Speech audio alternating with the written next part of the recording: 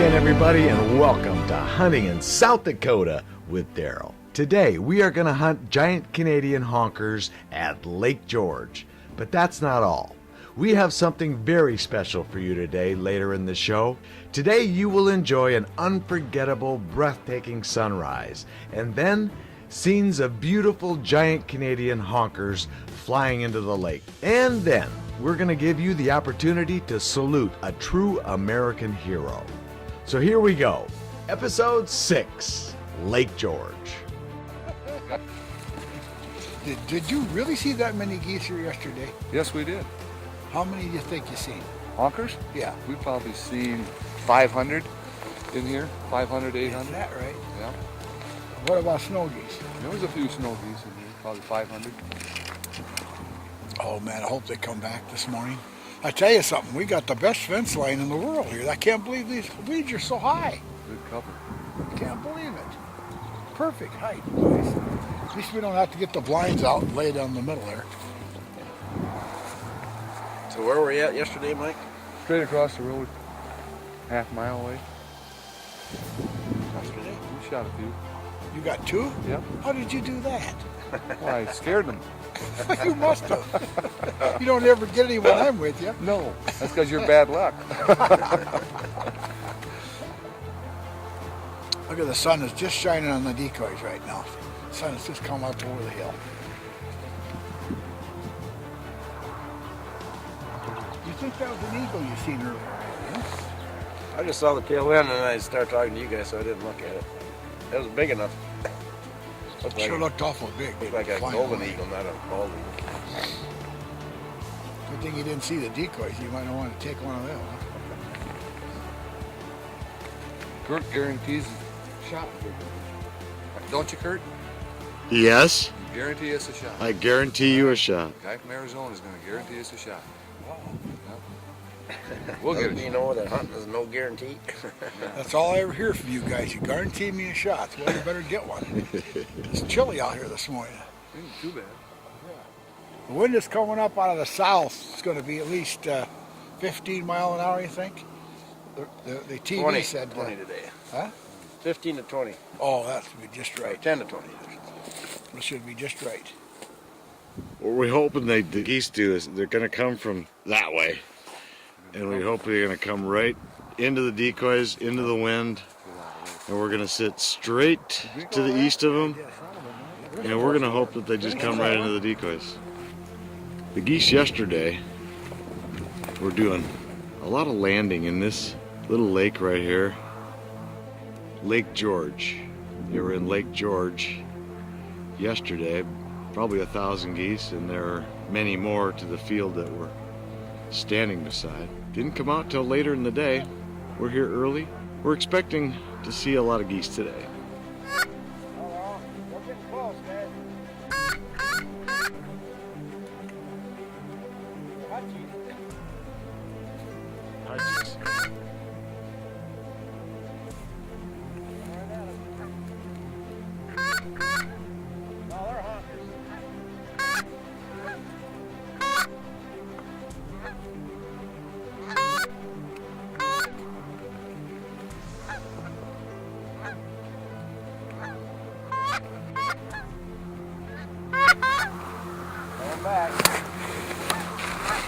Coming right at us, Dad.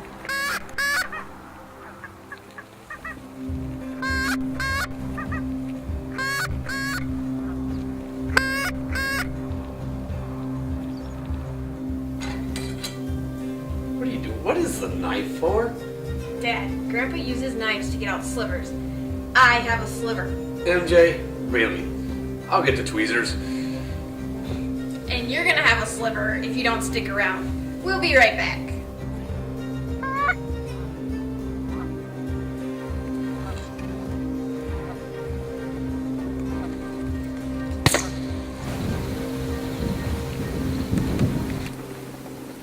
Come down. They turn? Really spooky, aren't they? Yeah, they are. It's the first bunch. Now they're going north.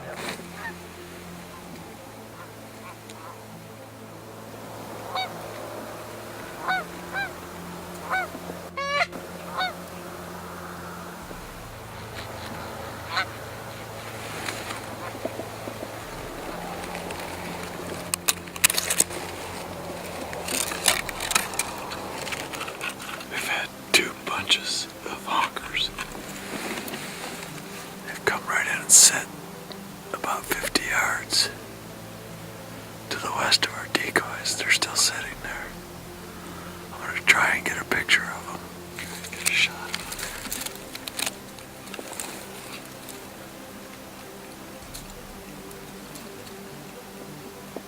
They're there. Now you can see them. We're surrounded by geese. And just nothing we can do. Sit and wait. Hope one flock decides to fly over us. We'll keep hoping. Wind keeps picking up just a little bit. You can hear it. We're gonna hope that helps us. We're gonna move these geese around a little bit. But it's just absolutely perfectly quiet. And the noise of the wind would probably do us some good right now. It's fun, but it's agonizing just sitting here doing nothing. Pause for a minute, get back to you. Some of them have gotten up, coming right at us.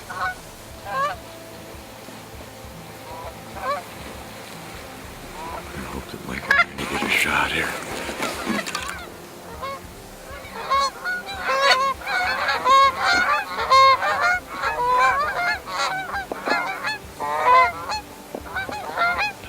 Too far. We could be getting in trouble here. We might be getting goosed in, what they call. We may get every goose from the area to be sitting in this field, and there's nothing we can do. We don't want to scare them away. We destroy the field for a later shoot. We'll see what happens.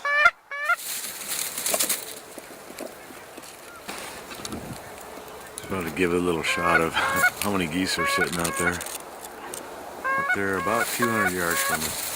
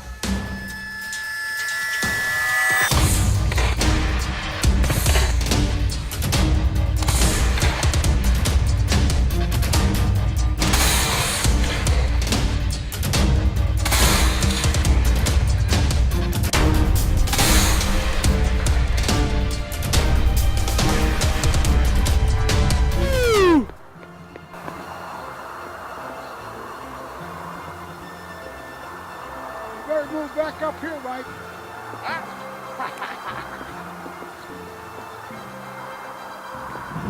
Good shoot, guys.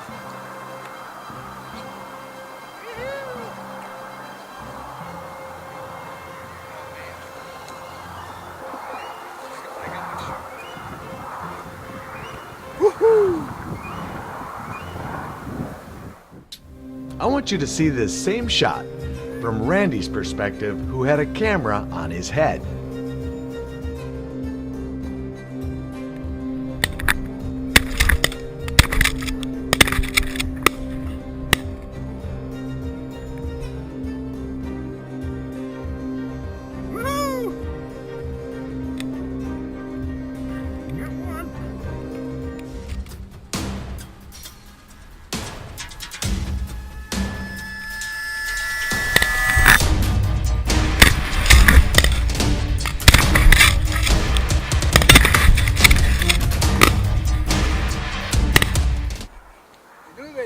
Until they come around us. Absolutely. They kept looking us over. Yep. They seen the decoys.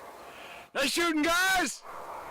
Good job, guys. Gotten 2 bunches to come in so far. The second bunch, these expert shooters got 3 of them. It was absolutely beautiful. Good.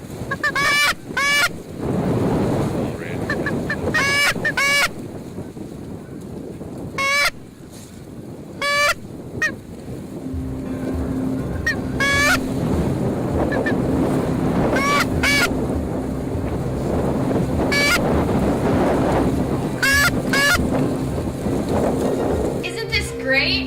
Don't go away. We'll be right back. Okay, you got two right here, Dad.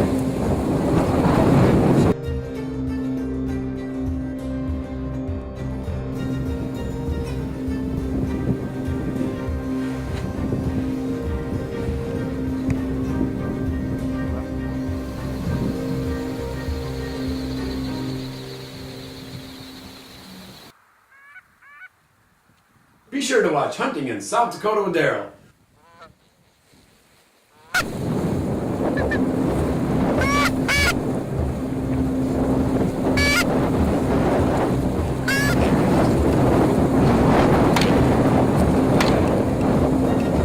Okay, you got two right here, Dad. You got it. It's okay.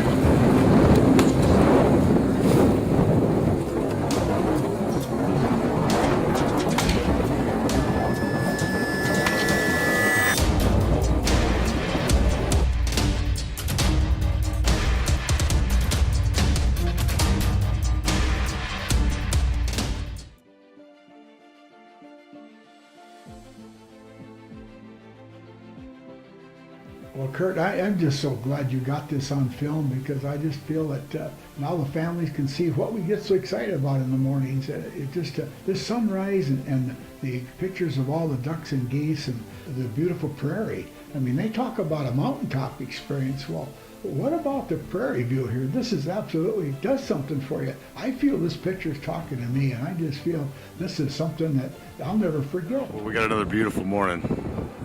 You see that sunrise? Wow. We are coming back to the same field we were in last night and yesterday morning. We've tried different positions in the field. Last night the wind came up, bordered on ferocious wind. It was at least 35 miles an hour, and we had gusts probably over 40. We managed to get one goose, as you saw. It's about 40 degrees this morning. Doesn't feel like it because the wind is strong, but the wind is in our favor. If the geese come from dry lake, they'll be coming against the wind and flying nice and low for us.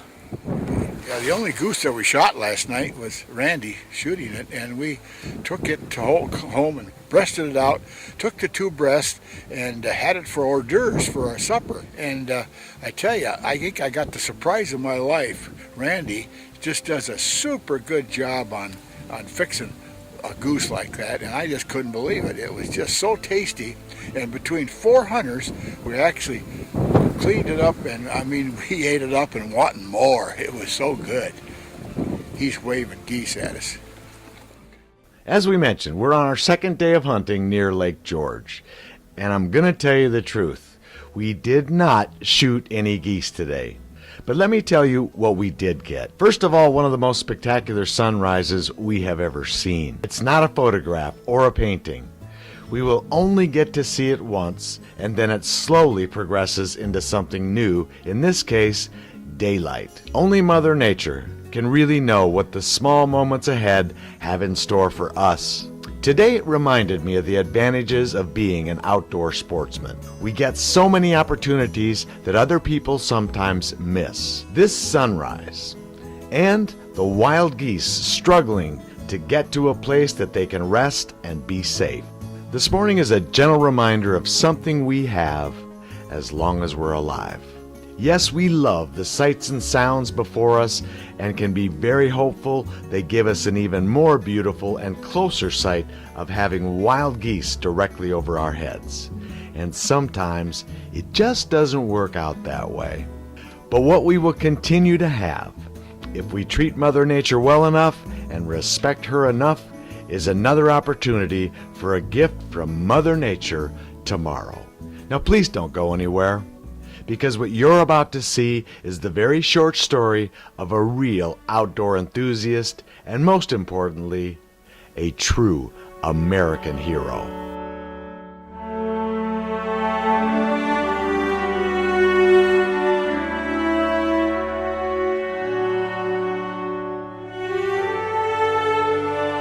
Scott Sable, a quiet young man from Willow Lake, South Dakota, was one of the best Black Hawk helicopter pilots of the 101st Airborne Division during Operation Iraqi Freedom.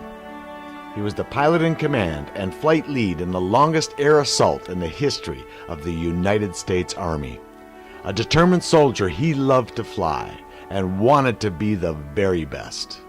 But his first love, as you will see, was his son Dustin.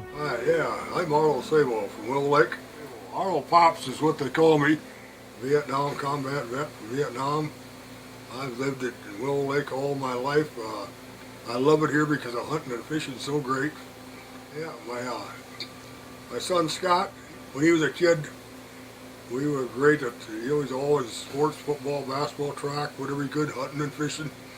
And we hunted, fished every chance we got. He really loved to hunt and fish a lot, he really did. When he got in the Army, he went in the Army and he was everything from a driver to a recruiter. And then after he'd been in about 9-10 years, he made up his mind he was going to go back to school and become a pilot.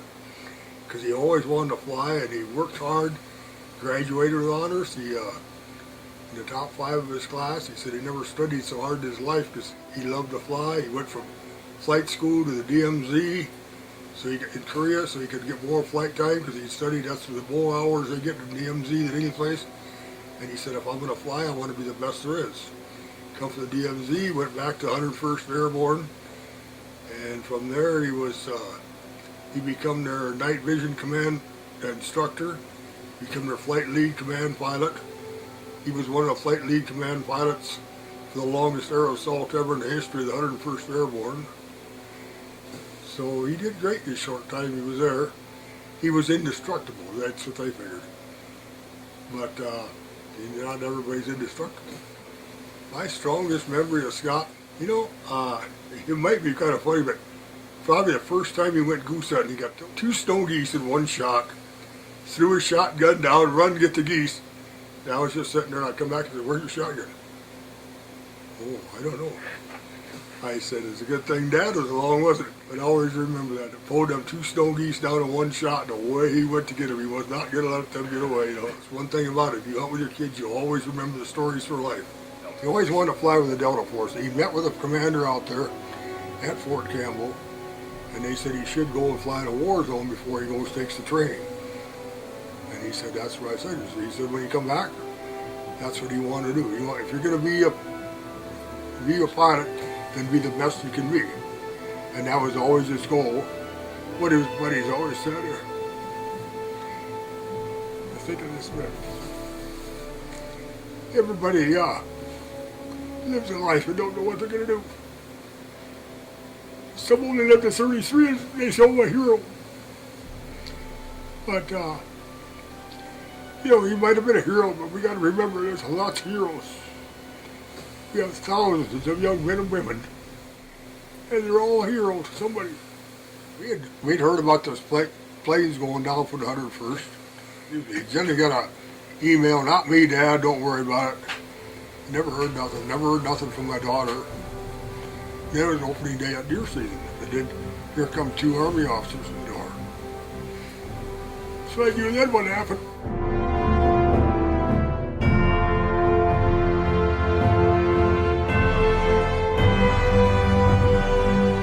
But the infantry always had a saying. Things happen, life goes on. Remember the good things and don't dwell on the bad. And you'll survive. Always remember all the good times you have. And we had a lot of good times, you know. He took his sister's first salute, flew in. She was a nurse at Walter Reed. And he made a special point to make sure he could be there for that. Very family oriented. He's got a young son that would love to learn how to hunt, but he ain't got a dad. But he has learned how to fish and be making most masters circuits, so someday you'll get a guy to take you on hunting, you know. What's his name? Dustin. Dustin. Scott always had a picture of Dustin and a little toy dinosaur, which reminded me of him, and a picture of me in his helicopter. In his helicopter? Yep, always. Each time he flew. And a little toy dinosaur. Wow. What do I want people to remember? That he was a young lad who did what he wanted to do. He died doing what he really wanted to do. He wanted to fly, he wanted to be the best he could, and he was. He believed in what he was doing. He believed in the fight for America, and he would like to have everybody else just do the best you can. Don't ever be satisfied. Work hard. That's what kind of made him one of their top pilots, because you just don't be satisfied with being good. Get up every morning with a smile on your face and try to be better.